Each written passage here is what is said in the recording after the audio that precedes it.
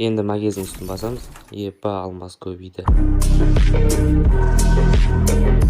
Преферға қалай алмаз чит орнатады? Сәлем достар, менің есімім Дамир. Сіздерге бүгін қалай алмаз читті орнату керек екенін үйрететін боламын. Бірінші YouTube каналдың астындағы комментарийға өтіп, осы ссылканы бассаңыздар, менің Telegram каналыма жібереді. Міне достар, Telegram каналда алмаз чит салынған. Установить етіп аламыз дағыны.